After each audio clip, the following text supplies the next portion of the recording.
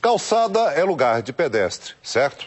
Depende, né? Nas principais cidades brasileiras, ela pode ter outras utilidades. Rua é lugar de ir e vir, sem restrições?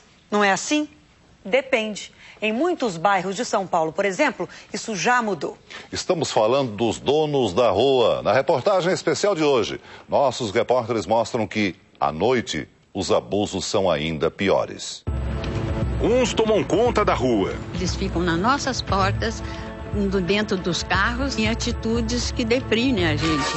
Outros interrompem a passagem. Licença, por favor. Nem penso que tem gente para passar.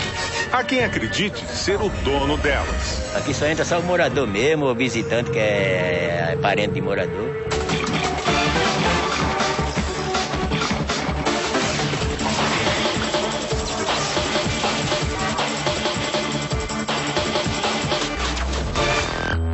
Do portão ninguém passa sem antes se identificar para o seu Nogueira. A gente tem que dar respeito, né? Porque tá fechado. Os moradores dessa vila, no bairro da Lapa, zona oeste de São Paulo, justificam a medida.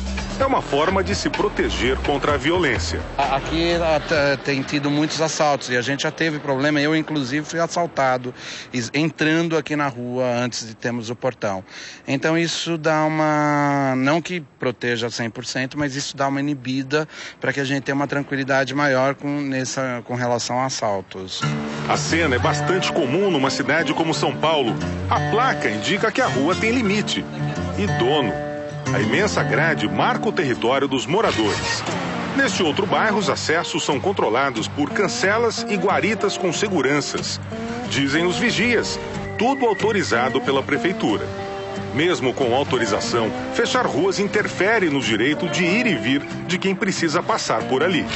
Aqui na zona norte de São Paulo, a proteção vai além de grades e cancelas. Os moradores se uniram para fechar as ruas com esses enormes e pesados blocos de concreto.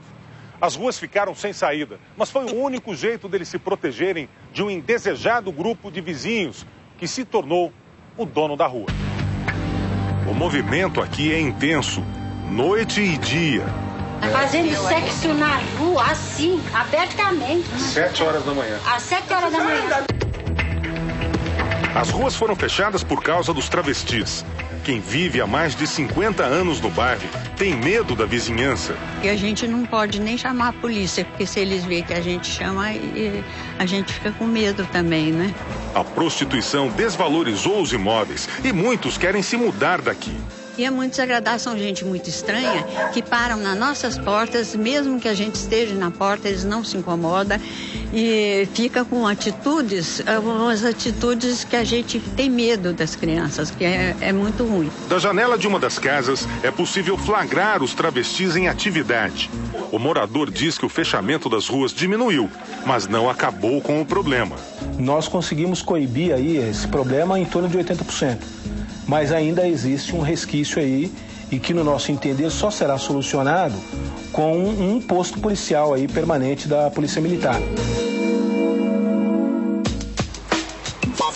Bares e restaurantes também agem como donos da rua. Mesas e cadeiras tomam conta da calçada. A prefeitura tentou amenizar o problema. Uma lei permite mesas na calçada desde que sobre uma faixa de 1,20 m de largura para a circulação de pedestres. Só que muitas vezes isso não é respeitado. Você consegue andar na calçada até umas 9, 9h30 da noite. A partir das 10 horas da noite você não anda na calçada. O pedestre é obrigado a andar na rua. Empurrando um carrinho de bebê assim, pior ainda. Empurrando um carrinho de bebê. Se já é difícil para os pedestres caminharem pelas calçadas por causa da invasão das mesas e cadeiras dos bares, imagina para os portadores de necessidades especiais. Nós aproveitamos uma noite de movimento aqui em São Paulo e convidamos a Letícia para esse desafio. Você pode me dar uma licencinha? Obrigada. É um passeio cheio de obstáculos.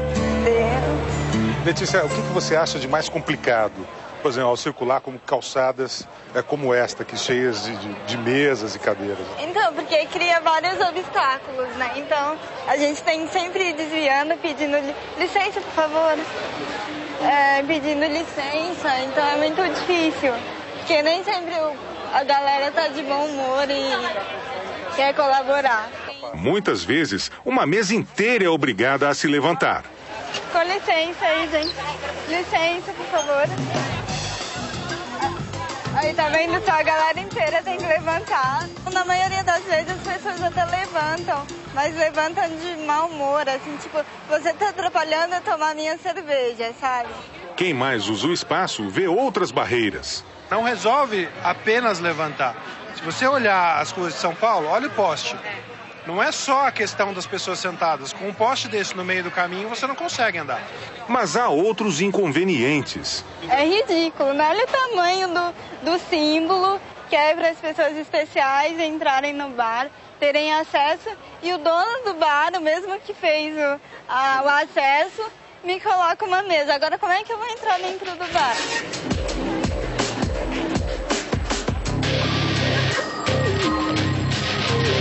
Estacionamento irregular é marca registrada na noite carioca. Na Lapa, não é diferente. O motorista só não é mais dono da calçada porque os bares também abusam. Barris de chopp empilhados viram mesas. O cliente senta. E o pedestre? Já não há mais espaço nas calçadas. As pessoas ganham as ruas, caminham entre os carros, no meio do congestionamento. Para quem veio se divertir, a noite está começando no bairro mais boêmio da cidade do Rio de Janeiro. Mas para quem mora na Lapa, será mais uma noite mal dormida. Aqui é uma escola de samba do lado, outra do outro. O pessoal sabe que faz barulho e continua. Jurandir combate o barulho com mais barulho.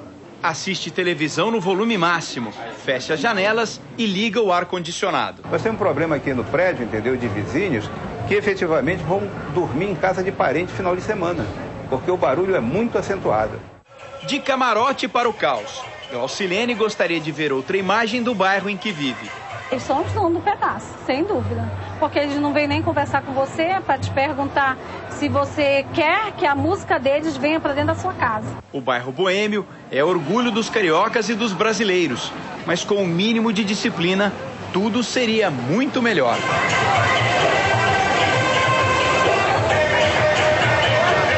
Rio de Janeiro, São Paulo, desrespeito, abuso.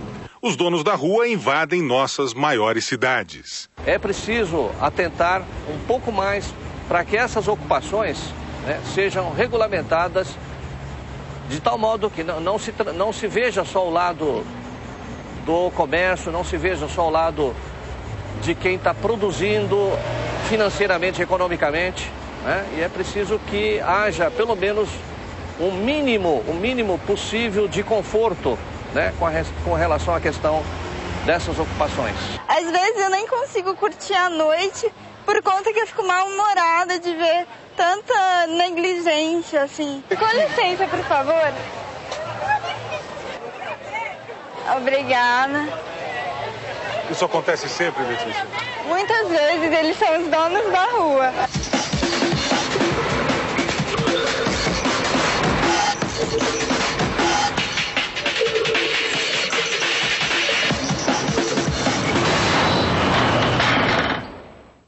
A reportagem de amanhã, como os camelôs driblam a polícia e enganam os fiscais.